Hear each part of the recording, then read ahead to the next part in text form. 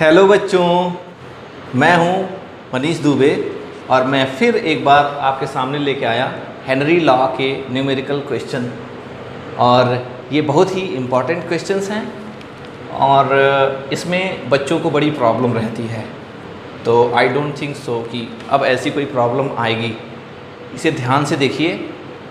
कोई भी Henry law का जो क्वेश्चन होगा उसमें सिचुएशन यही रहेगी कि आपको आई थिंक ये सिचुएशन अच्छे से याद है। नीचे लिक्विड लिया जाएगा, इसके ऊपर गैस लिया जाएगा और उस गैस को प्रेशर लगाकर इस लिक्विड में डिज़ोल्व करने की कोशिश की जाएगी। टेम्परेचर हमेशा कांस्टेंट रखा जाएगा। तो ये सिचुएशन तो हमेशा रहेगी, हर क्वेश्चन में रहेगी। बच्चों को प्रॉब्लम आती है, फार्मूला अप्लाई नहीं कर पाते हैं, कभी कभी कहते हैं कि वो काई की जगह मोलालिटी दी गई है। तो मुझे नहीं लगता कि अब कोई प्रॉब्लम रहेगी अगर आप ये पूरा वीडियो देखेंगे तो। चलिए पहला क्वेश्चन देखते हैं। इसी क्वेश्चन को अगर अच्छे से समझ लेंगे तो कई क्वेश्चन तो ऐसे ही हो जाएंगे। तो आइए चलिए शुरू करते हैं। इसमें कह रहा है question, if nitrogen gas is bubbled through the water at 293 kelvin, यानी कि टेम्परेचर 293 केल्विन पर नाइट्रोजन को वाटर में बबल किया जा रहा है, डिज़ोल्व करने की कोशिश की जा रही है। हाउ मेनी, तो अब सिचुएशन समझ में आ गया। लिक्विड लिया गया वाटर, उसके ऊपर कौन सी गैस ली गई, नाइट्रोजन, उसके ऊपर प्रेशर लगाया गया, प्रेशर लगाकर उसको डिज़ोल्व करने की कोशिश की गई और क्वेश्चन पूछा गया। क्वेश्चन है how many milli moles of nitrogen gas would dissolve in 1 litre of water, यानी कि ये लीटर जो वाटर का है 1 लीटर है। तो अब बताइए कि 1 लीटर पानी में कितना मिली मोल ऑफ नाइट्रोजन डिज़ोल्व हुआ, ये बताना है। तो इसमें कुछ दिया तो नहीं है, यहाँ तक सिर्फ टेम्परेचर दिया है जिसकी ज़रूरत ही नहीं पड़ती। तो आगे देखो क्या है, assume that nitrogen exert a partial pressure of 987 बार, यानी कि ये जो पार्शियल प्रेशर है वो 0.987 बार है। जो नाइट्रोजन इस पे प्रेशर, अरे भाई इस पे जो प्रेशर लगेगा है ना, ऊपर से नीचे, वही प्रेशर नीचे से ऊपर भी लगेगा। तो वो जो पार्शियल प्रेशर, चाहे ऊपर का मानो या नीचे से मानो, है ना, अरे भाई ऊपर से जितना प्रेशर नीचे लगाओगे उतना ही प्रेशर नीचे से ऊपर लगेगा। तो ऊपर से या नीचे से कोई भी है, पार्शियल प्रेशर जो है नाइट्रोजन का 987 बार है, ये दिया हुआ है। केएच की वैल्यू भी दी गई है ना, नीचे यहाँ लास्ट में है ना 76.48 किलो बार, यानी केएच दिया है, पार्शियल प्रेशर दिया है और हमें एक फार्मूला अच्छे से पता है, P = KH × काई। तो अब जरा देखो, प्रेशर दिया है, KH दिया है, काई हम निकाल सकते हैं। तो काई से हमें मोल फ्रैक्शन पता चलेगा और फिर उस मोल फ्रैक्शन से हम मोल निकालेंगे और उस मोल को फिर मिली मोल में बदलेंगे। सिंपल सी बात है, काई निकालेंगे, मोल निकालेंगे, फिर उसे मिली मोल में कन्वर्ट कर देंगे। लेकिन यहाँ एक प्रॉब्लम है कि देखो केएच का जो यूनिट है वो किलो बार में दिया है, जबकि प्रेशर का जो यूनिट है वो बार में दिया है। तो भाई दोनों एक ही यूनिट होना चाहिए, बार बार होना चाहिए। तो या तो इसको बार में बदल दो या तो ऊपर वाले को किलो बार में बदल दो। तो हम कुछ भी करते हैं, नीचे वाले को मान लो बार में बदल देते हैं। तो इसके लिए 1000 से इंटू करना पड़ेगा। तो चलिए आइए पुट करते हैं। 0.987 = इसमें 1000 से इंटू करेंगे तो कितना हो जाएगा, डेसिमल चला जाएगा, एक जीरो बढ़ जाएगा, 76480 × काई। ये सिंपल सी बात है। अब हम क्या करेंगे, काई कैलकुलेट कर लेंगे। तो काई = क्या हो जाएगा, 0.987 इज डिवाइडेड बाई 76480। इसी को सॉल्व कर देना है। छोटा सा डिवीजन है। पॉज करिए, पॉज करके खुद से ट्राई करिए, देखिए आ पा रहा है। तो आप पॉज करेंगे तो चलिए, आई थिंक आपने ट्राई कर लिया। अब हम इसका आंसर लिखेंगे। आंसर है 12340 और 129, ये आंसर आएगा। तो हम इसे साइंटिफिक नोटेशन में कर लेंगे तो आंसर आ जाएगा 1.29 × 10⁵ 12345। तो ये हम मोल में आंसर आएगा, है ना, 1.29 × 10⁵, सॉरी मोल में नहीं है ना, काई निकला है। काई का कोई यूनिट नहीं होता तो वो आ गया, हमारा काई आ गया। ठीक, तो चलिए काई ये क्या है, कह दो एक कंसंट्रेशन का टर्म है। तो कंसंट्रेशन का टर्म है तो काई की इसकी हेल्प से ही हम अगला क्वेश्चन भी सॉल्व करेंगे। तो चलिए काई हमारा निकल चुका है, आइए देखते हैं, है ना। काई से हम कैलकुलेट करेंगे मोल। तो अब बताइए काई और मोल में क्या रिलेशन होता है। तो हम लिखेंगे काई ऑफ N2 इक्वल्स टू, याद करिए इसी को ऊपर लिखना है, NN2 is divided by NN2 plus water में है NH2O।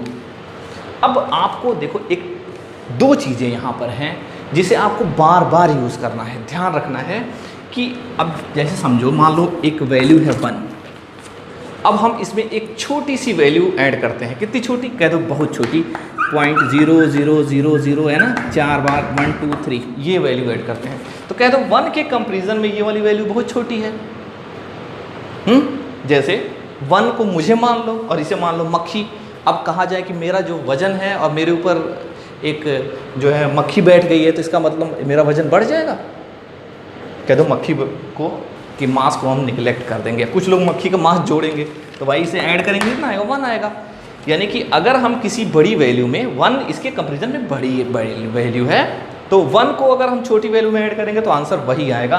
तो सोचो तो जो हमने डिज़ोल्व किया था क्या था, वाटर था, उसके ऊपर नाइट्रोजन गैस डिज़ोल्व किया था। तो नाइट्रोजन का जो मास है 1 लीटर वाटर के कंपैरिजन में कितना कम होगा, ठीक है, मास, या उसी को मोल कन्वर्ट कर लेंगे, है ना। तो यानी हम कहेंगे वाटर के मोल के कंपैरिजन में N2 का मोल बहुत कम है, तो इसको ऐड करेंगे तो H2O के बराबर आंसर आएगा। यानी कि फार्मूला में N2 हम हटा देंगे, जैसे यहाँ पर मैंने ये हटा दिया था हम लोगों ने, है ना। तो हम लिख देंगे, ये आपको बार बार यूज़ करना पड़ेगा, तो आप इसे ध्यान रखेंगे, ज़रूरत पड़ेगी तो इसे हटा लेंगे। तो चलिए भाई कैलकुलेट करते हैं। काई N2 मोल फ्रैक्शन हमें निकल गया था, याद करिए कितना आया था, 1.29 × 10⁵, ठीक है। ये -5 था, -5 राइट में वैल्यू गई थी, तो -5 इक्वल्स टू NN2 यहाँ पर हम लिख लेंगे, NN2 कह दो, वो तो कैलकुलेट करना है, हमें पता नहीं है। अब ये सोचना है कि वाटर का मोल नहीं दिया गया है। अब आपको एक बात मैंने बताई कि कैसे दो वैल्यू को जोड़ेंगे तो आंसर वही आ जाएगा, यानी कि NN2 plus NH2O, answer NH2O आएगा। यहाँ पर फिर ध्यान रखना है कि आपको पहले ही उसने कह दिया है कि 1 लीटर ऑफ वाटर, इसमें क्वेश्चन में आप पढ़ेंगे तो यहाँ पर लिखा हुआ है 1 लीटर ऑफ वाटर।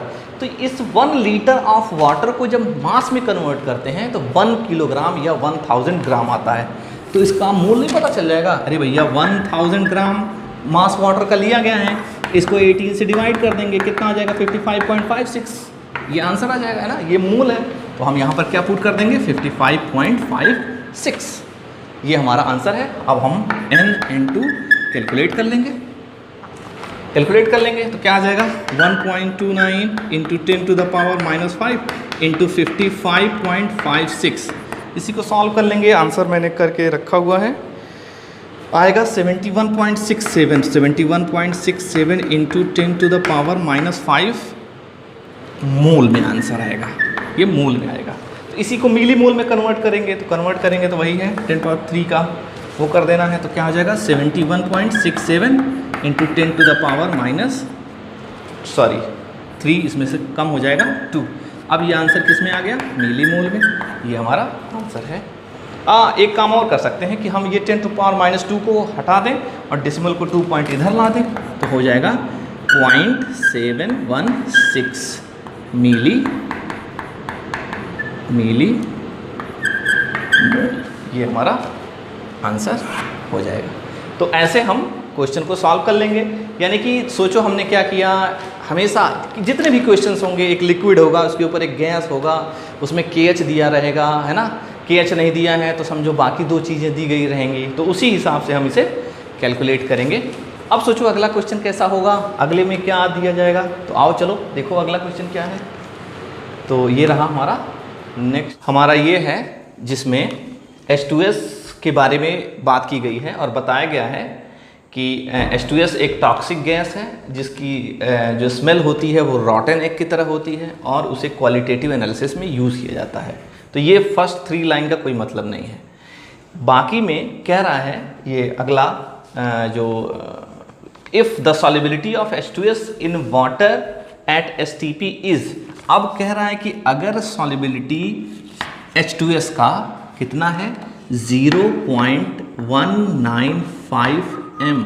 ये क्या कह रहा है m है। तो हेनरी लॉ कांस्टेंट आपको कैलकुलेट करना है, यानी क्या कैलकुलेट करना है KH की वैल्यू आपको कैलकुलेट करनी है। तो अभी इसके पिछले वाले क्वेश्चंस को आपने सॉल्व किया था, पिछला वाला जो क्वेश्चन था उसको सॉल्व किया था, उसमें आपने KH कैलकुलेट किया था। तो कैसे कैलकुलेट किया था? अरे भाई सिंपल एक फार्मूला था P equals to KH into chi, और इसी पे आपने काई जो है आपको पता हो और P पता हो तो KH आप कैलकुलेट कर सकते हैं। इसमें काई तो कहीं दिया ही नहीं है, क्या दिया है? मोलैलिटी दिया है H2S की। ये किसकी मोलैलिटी है? H2S की मोलैलिटी स्मॉल m। आपको पता है कि n मोलैलिटी कैपिटल M और मोलैलिटी स्मॉल m होता है। तो क्या हम मोलैलिटी से काई कैलकुलेट कर सकते हैं? किसका काई हमें कैलकुलेट करना है? ये फार्मूला अगर देखो P equals to KH into chi, अगर आपको कैलकुलेट करना है किसका काई? H2S का। तो H2S का मोल फ्रैक्शन क्या कैलकुलेट किया जा सकता है? तो आइए फार्मूला जरा देखते हैं क्या क्या हमारी वैल्यूज़ हमारे पास हैं। तो हम लिखेंगे तो क्या हो जाएगा, काई H2O equals to NH2O upon ये H2O नहीं है, H2S है ना। तो ये है हमारा H2S और प्लस NH2O। क्योंकि आपको पता है कि ये वाटर में, ये वाटर है, जो लिक्विड है वो वाटर है, इसके ऊपर जो गैस ली गई है वो क्या है? H2S है। तो हमें H2S का मोल फ्रैक्शन कैलकुलेट करना है। H2S का नंबर ऑफ मोल पता है? अच्छा ये बात बताओ, 0.195 m का मतलब क्या होता है? मोलैलिटी का डेफिनेशन ही होता है कि मोल इन पर litre of solvent, number of मोल पर लीटर, यानी कि सोल्यूट का 0.195 मोल डिसॉल्व है, यानी H2S का मोल तो ये देखो दे रखा है, और ये भी बता रहा है कि ये जो वाटर है वो 1 लीटर है। ये अपने आप ऑब्वियस हो गया m लिख देने से, क्योंकि मोलैलिटी का डेफिनेशन ही यही होता है कि 0.195 मोल, यानी कि if number of mole of solute is dissolve into the solvent of 1 kilogram, यानी कि ये 1 किलोग्राम ऑफ वाटर दे रखा है पहले से ही, सॉरी ये लीटर नहीं किलोग्राम है। तो अब जरा देखिए, तो यानी कि वाटर कितना दे रखा है? कह दो 1 kg, 1 किलोग्राम दे रखा है या 1000 ग्राम दे रखा है। तो हम तो किसी H2S का मोल तो हमें पता ही चल जाएगा, क्या हो जाएगा? काई H2S equals to number of मोल कितना हो जाएगा? 0.195 इज डिवाइडेड बाई H2S का मोल 0.195 प्लस, अब आपको पता है 1 kg वाटर का जो मोल है 1000 डिवाइडेड बाई 18 अगर करेंगे, अभी थोड़ी देर पहले आपने किया था 1000 डिवाइडेड बाई 18 तो कितना आया था? 55.56। तो लिख देंगे हम क्या? 55.56। अब सिंपल है, इन दोनों को डिवाइड करेंगे तो जो हमारा आंसर आ जाएगा वो आएगा 0. हमने पहले से करके रखा है 0.0035 अप्रॉक्स आता है, हाँ आता है 00349। ये हमारा H2S का मोल फ्रैक्शन हमें पता चल गया काई। अब इसी वैल्यू को यहाँ पर पुट कर देंगे। तो कुल मिला के आपको ये याद रखना है कि कैसे पिछली वाले क्वेश्चन में हमने काई से मोल कैलकुलेट किया था और इस बार कैसे हमने मोल से काई कैलकुलेट किया। तो आपको ये टेक्निक्स आपको बार बार यूज़ करनी पड़ेंगी, तो आप इसे ध्यान रखेंगे। तो अब हमें क्या पता चल गया? काई। अब इसको हम वैल्यू पुट कर लेते हैं और क्वेश्चन को सॉल्व कर लेते हैं। तो चलिए, जो हमारा आंसर आया है वो आया है, क्या आंसर नहीं था वो क्या था? वो था काई 0.00349, या फिर हम 35 भी पुट कर सकते हैं। तो हम फार्मूला पुट कर देते हैं। फार्मूला क्या है? P equals to KH into chi. P की वैल्यू हमें पता है, प्रेशर की कहाँ पता है? प्रेशर तो कहीं दिया ही नहीं है। कह दो ये STP दिया है, तो आपको पता है STP पे प्रेशर 1 बार होता है, सॉरी STP पे 1 ATM प्रेशर होता है। यहाँ मैंने लिख रखा है ना। देखो अगर ATM में बताएंगे तो 1 ATM, बार में अगर बताएंगे तो 0.987 और पास्कल में अगर बताएंगे तो 101325 ये होता है। तो हम इसका आंसर बार में भी दे सकते हैं, पास्कल में भी दे सकते हैं, एटीएम में भी दे सकते हैं। एटीएम में देंगे तो आप यहाँ 1 पुट करेंगे, तो सबसे पहले हम पास्कल में देते हैं। तो पास्कल की जो वैल्यू है 101325, अरे भाई ये 1 बार 1 एटीएम को बार में कन्वर्ट करेंगे तो ये होगा, उसी को ऐसे करेंगे तो ये एसटीपी का प्रेशर होता है, इसे आपको याद रखना पड़ेगा।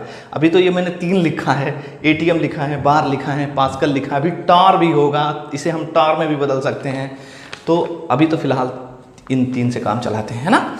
तो अब हम चाहें तो इस डेसिमल को यहाँ लगा के इसे हम 1.013 इधर की वैल्यू हटा देते हैं, तो हम लिख देंगे प्रेशर की जो वैल्यू है पास्कल में क्या हो जाएगा 1.013 इंटू 10 टू द पावर, यहाँ से काउंट करो 1 2 3 4 5, कितना हो जाएगा 10 टू द पावर 5।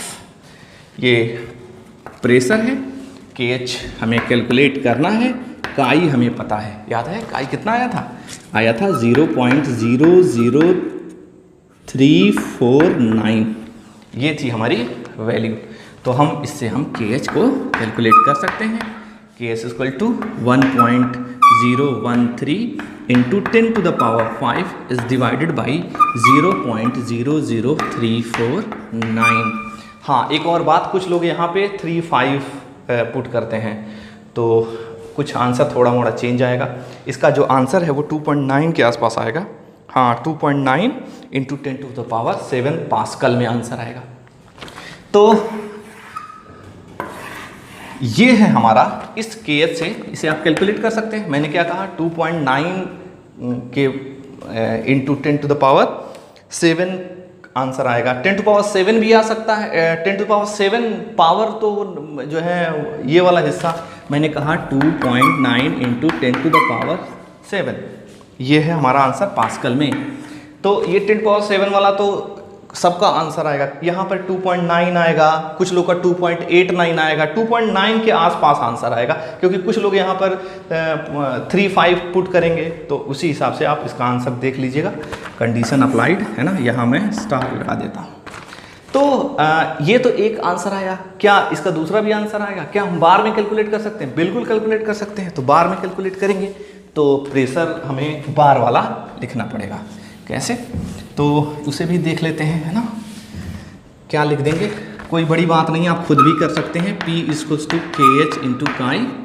तो प्रेशर इस बार हम बार में रखेंगे 0.987 into equal to KH into chi. Chi तो आपको याद है 0.00349।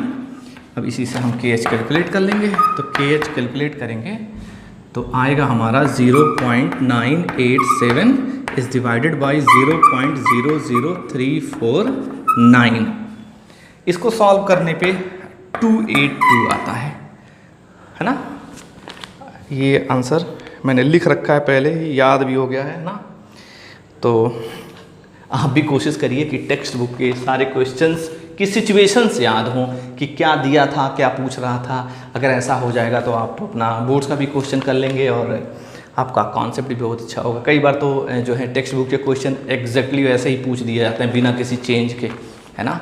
जैसे पहला वाला क्वेश्चन था वो बोर्ड में कई बार पूछा है, हाँ, और उसे और कॉम्पिटिशन में भी कई बार देखा गया है। तो ये रहा हमारा ये क्वेश्चन।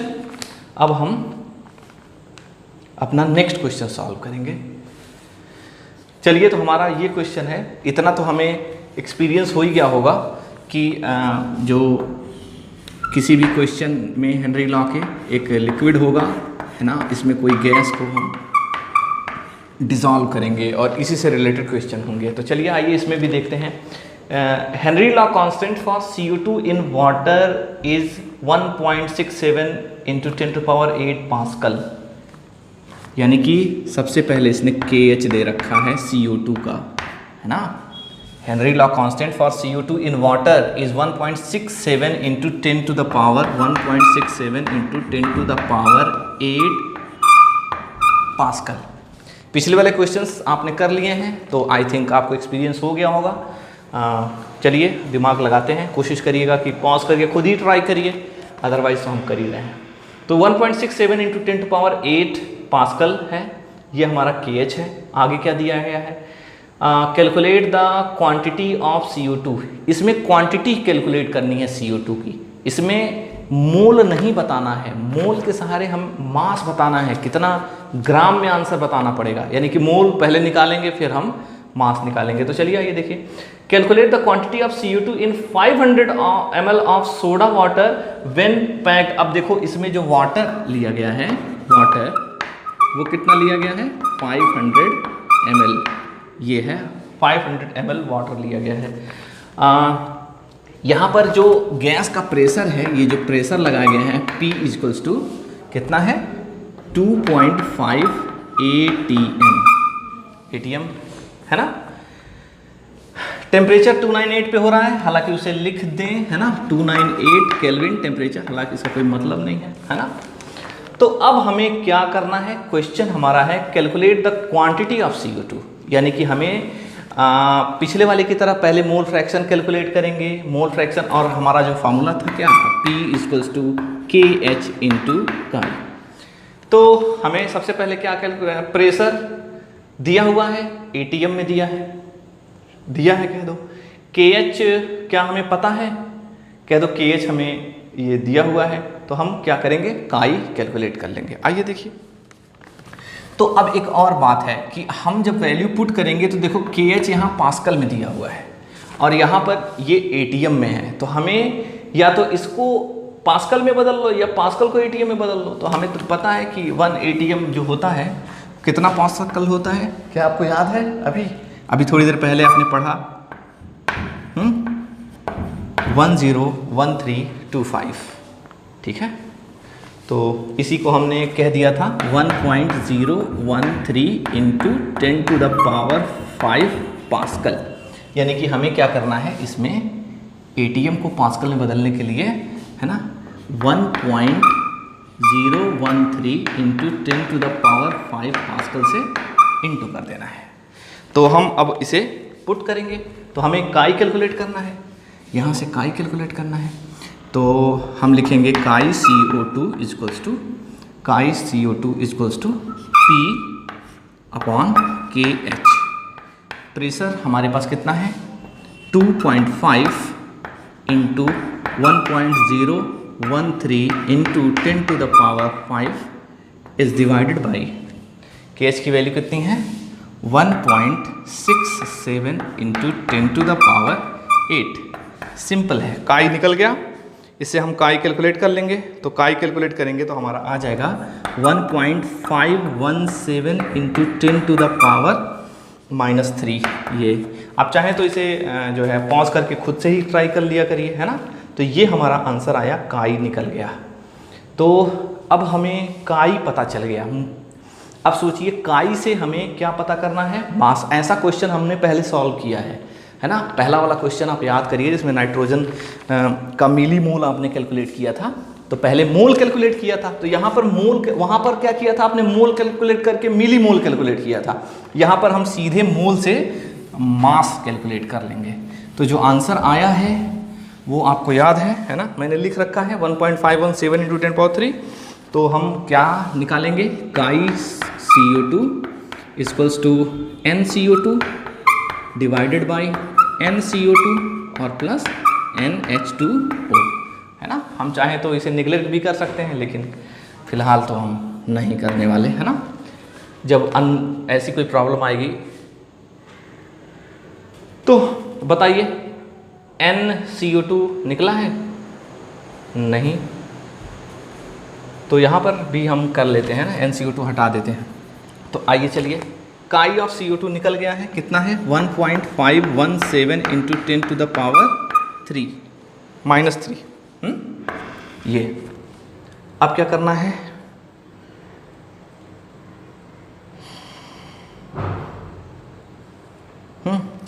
अब क्या करना है, N ऑफ CO2 हमें बताना है। हाँ, अब यहाँ पर थोड़ा सा मॉडिफिकेशन होगा। याद करो NH2 जब वहाँ पर हम कैलकुलेट करते थे तो कैसे कैलकुलेट करते थे, 1000 को डिवाइड कर देते थे 18 से, लेकिन यहाँ पर जो वाटर है वो 500 मिलीलीटर लिया गया है, यानी कि जो हमारा 55.56 है उसका आधा आंसर आएगा। तो उसका आधा कितना होगा, हम लिख लेंगे हैं 27.78 27.78। अरे भाई डिवाइड कर लो ना, है ना, 500 ग्राम होगा तो उसको 18 से डिवाइड करोगे तो यही आएगा 27.78।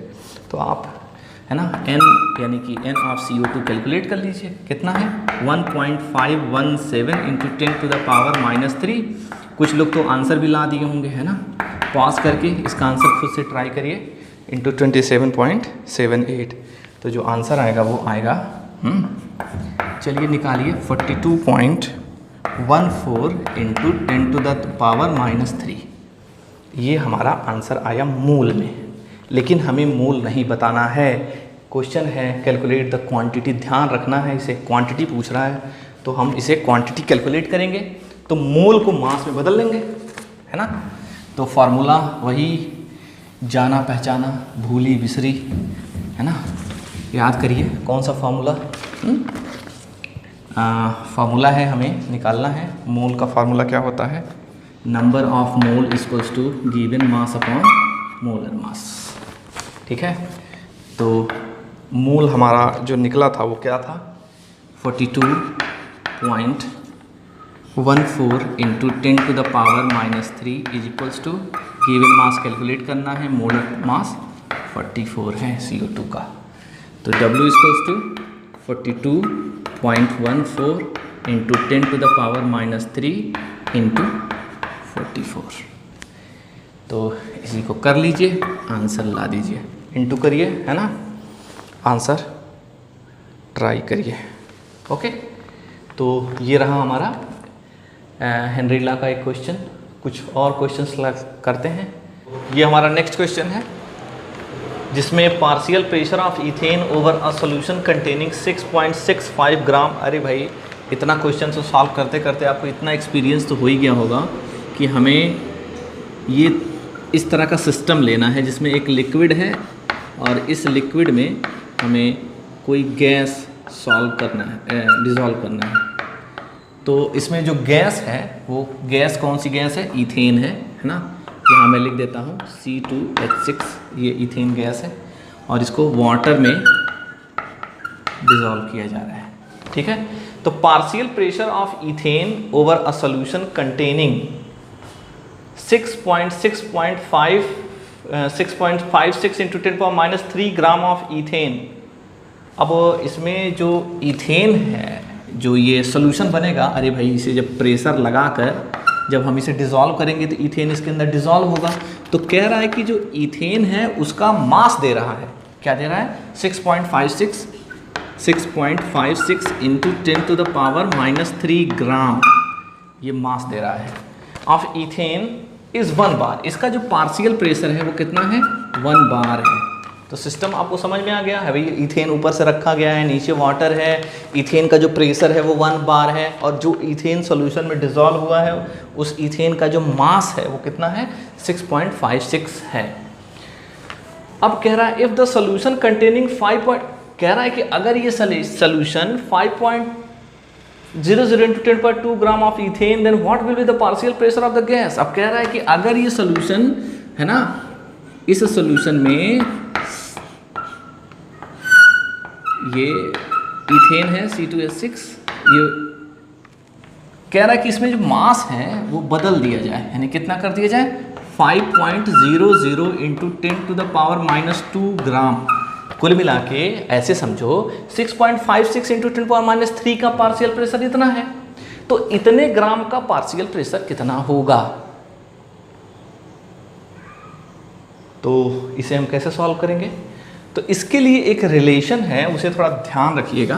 ये होता है M equals to KH into P। ये कैसे होता है, M मास, ये कैसे होता है इसे हम बाद में डिस्कस करेंगे। बस आपको ये ध्यान रखना है कि M equals to KH into P होता है।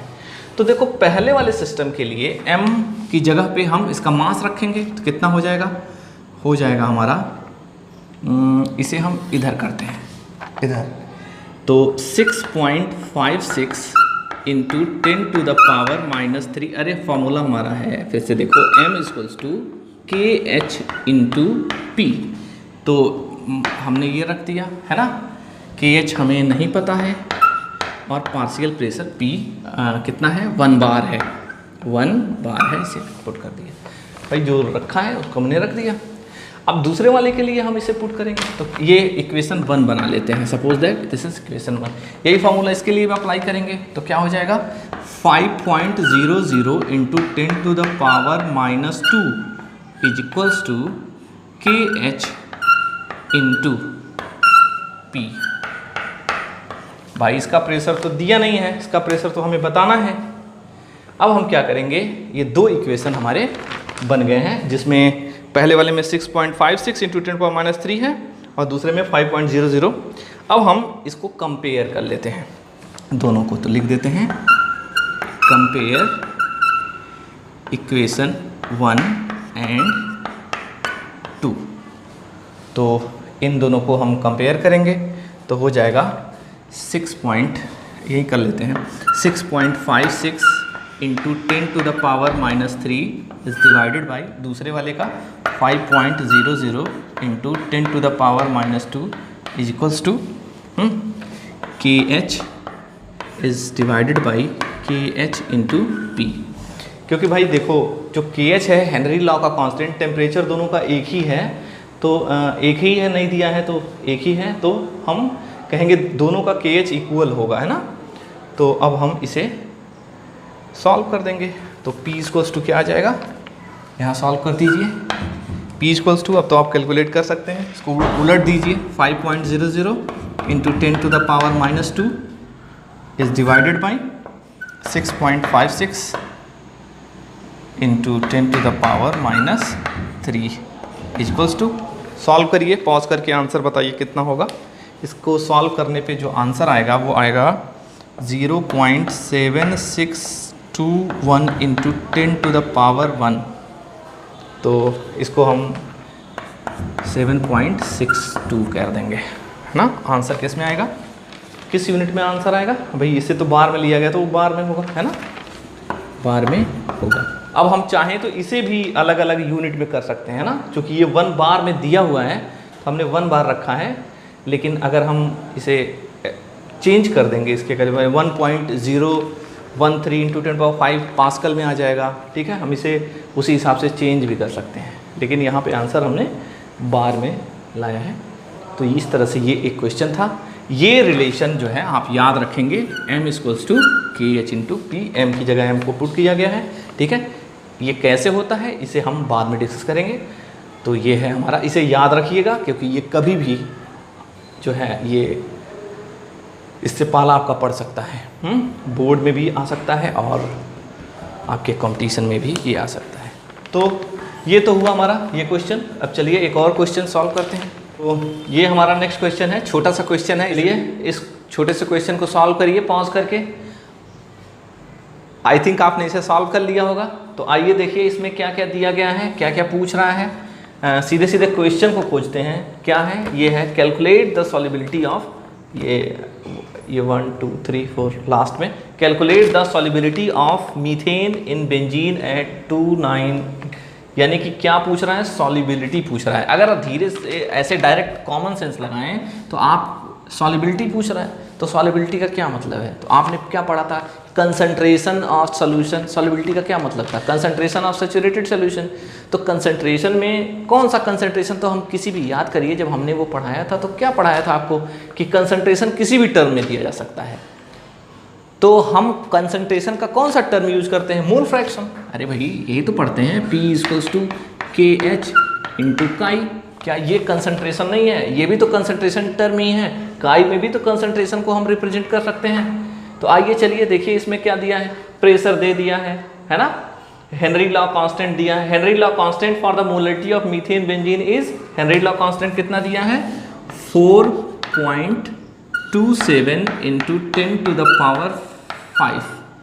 ये है हमारा क्या, हेनरी लॉ कांस्टेंट यानी कि KH की वैल्यू, ठीक है। mmHg में दिया है, mmHg में दिया है, ओके। अगला क्या दे रहा है, प्रेशर भी दिया है ना। प्रेशर कितना दिया है, 70, यही भी mmHg में दिया है, तो बहुत ही अच्छा हो गया। यानी P इक्वल टू 760 mmHg। यानी कि देखो ये दोनों का यूनिट सेम है, हमें कन्वर्ट भी नहीं करना है, तो हम सीधे सीधे यही अप्लाई कर देंगे। तो P इक्वल टू क्या हो जाएगा 760 इक्वल्स टू KH क्या हो जाएगा 4.27 into 10 to the power 5 into chi, then chi equals to 760 upon 427 into 10 to the power 5। यार ये तो बड़ा इजी था, है ना। तो इसे हम सीधे सीधे डिवाइड कर लेंगे और डिवाइड करके सीधे आंसर लिख लेंगे। और आंसर हमारा जो आया है वो आया है 177, यहाँ लिख देते हैं 177.98 इंटू 10 टू द पावर -5। और आप चाहें तो इसे अरेंज भी कर सकते हैं, तो आई थिंक ये छोटा सा काम है, आप कर लेंगे। चलिए आइए अब अगला लास्ट क्वेश्चन सॉल्व करते हैं। बहुत बड़ा सा क्वेश्चन है और बहुत ही इम्पॉर्टेंट है। तो चलिए अब नेक्स्ट क्वेश्चन की बारी।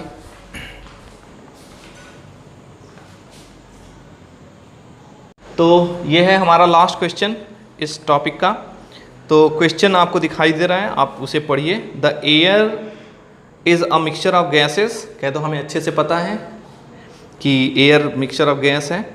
The major composition of oxygen and nitrogen. अब देखो कंपोजिशन क्या दिया है, एयर का कंपोजिशन हमें कह रहा है कि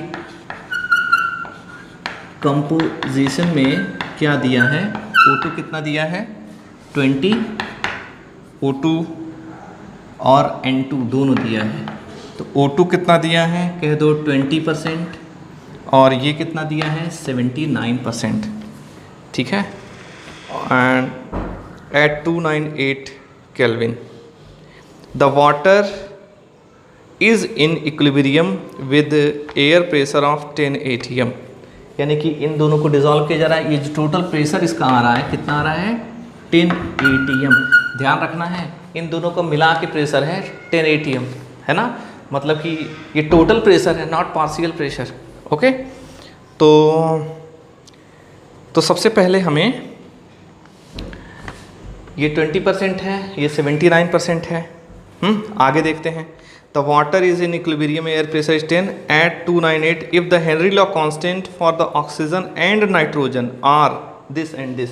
तो इसके लिए KH कितना दिया है O2 के लिए, ऑक्सीजन O2 के लिए है 3.3 into 10 to the power 7 mm, है ना। और इसके लिए है KH की value 6.51 into 10 to the power 7 mm। भाई ये दोनों के लिए KH अलग अलग क्यों दिया है, क्या अलग अलग गैस के लिए अलग अलग KH होता है? तो आप इसका आंसर लिखिए कमेंट बॉक्स में, है ना। क्या टेम्परेचर बदलने पे ये बदलेगा? तो इन दोनों का आंसर आप लिखिए। हाँ, तो ये KH की वैल्यू यहाँ पर दे दी गई है। अब क्या रहा है mm respectively. Then calculate the composition of these gases in water. आपको कंपोजिशन बताना है इसका, तो हम कैसे बताएंगे? तो जो पहले तो हम दोनों का पार्शियल प्रेशर कैलकुलेट करते हैं। तो इसका पार्शियल प्रेशर कैलकुलेट करते हैं, तो लिखेंगे PO2 कैलकुलेट करेंगे, कितना है 20% है, तो क्या हो जाएगा 20/100 इंटू 10। सिंपल है। इस तरह से इसका निकालेंगे P इंटू, तो क्या हो जाएगा 79 डिवाइडेड बाई 100 इंटू 10।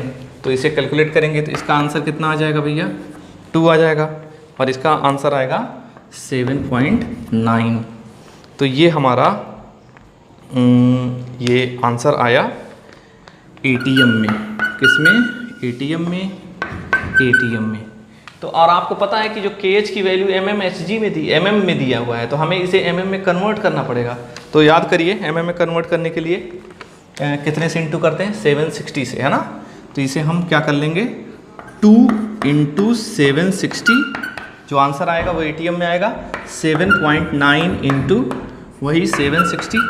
तो इसे कैलकुलेट करने पे आएगा ये 1520 mm, और ये आंसर आएगा 6004 ये mm। तो कुल मिला के हमें प्रेशर पता चल गया और KH पता चल गया। ओके, काई हमें मालूम ही है। तो चलिए भाई हम काई निकाल कर दिखाते हैं। हमें क्या क्या पता चल गया, KH पता चल गया और प्रेशर पता चल गया। तो क्या आप आगे कर लेंगे दोनों के लिए अलग अलग प्रेशर कैलकुलेट कर लेंगे? ये वैल्यूज़ हमने लिख रखी हैं, ये याद रखिए, इसी को ही पुट करना है 1520 और O2 के लिए, और उसके लिए KH की वैल्यू दे रखी है। और इसे मैंने इरेज कर दिया। हाँ, सिंपल सी बात है, बैक जाके फिर से आप वो कर सकते हैं, लिख सकते हैं। आप चाहें तो कमेंट बॉक्स में भी जाके इसे उतार सकते हैं, है ना। चलिए आइए तो Pn2 कैलकुलेट करते हैं। Pn2 कैलकुलेट करेंगे, वही KH इंटू काई। तो Pn2 की जो वैल्यू आई है, कितनी आई है 6004 इंटू KH की वैल्यू कितनी दी है 6.51 इंटू 10 टू द पावर 7। अब काई की वैल्यू है ना, काई की वैल्यू हम कैलकुलेट कर लेंगे। काई इज इक्वल टू हो जाएगा वही 6.004 divided by 6.51 into 10 to the power 7। कितना आंसर आ रहा है? आंसर आ रहा है 922.27 इंटू 10 टू द पावर -7। तो इस पॉइंट को यहाँ ले आएंगे, 9.22 हो जाएगा इंटू 10 टू पावर -5 आएगा। तो ये आंसर आ जाएगा 9.22 इंटू 10 टू द पावर -5। वैसे ही PO2 निकाल देंगे। तो PO2 निकालने के लिए हम लिख देंगे PO2 का जो वैल्यू आया था वो कितना आया था 15। अरे भाई ये किसके लिए? N2 के लिए। O2 के लिए हम लिखेंगे तो क्या आएगा 1520 इक्वल्स टू KH की वैल्यू कितनी थी 3.3। सीधे डिवाइड कर देते हैं ना। O2 के लिए काई O2 निकाल लेते हैं तो कितना आ जाएगा, इसको इससे डिवाइड करेंगे। 1520 इज डिवाइडेड बाई KH की value 3.3 into 10 to the power 7। तो 1.20 डिवाइड करिए, देखिए कितना आ रहा है। आंसर आएगा 4.6 इंटू 10 टू द पावर -5। तो ये रहा हमारा हेनरी लॉ का लास्ट क्वेश्चन। और इस तरह से हमने अपने टेक्स्ट बुक का सारा क्वेश्चन सॉल्व कर लिया है। अब टेक्स्ट बुक्स में इससे बाहर कहीं कोई क्वेश्चन नहीं है। और अब हम नेक्स्ट टॉपिक के लिए अगला लेक्चर लेके आएंगे।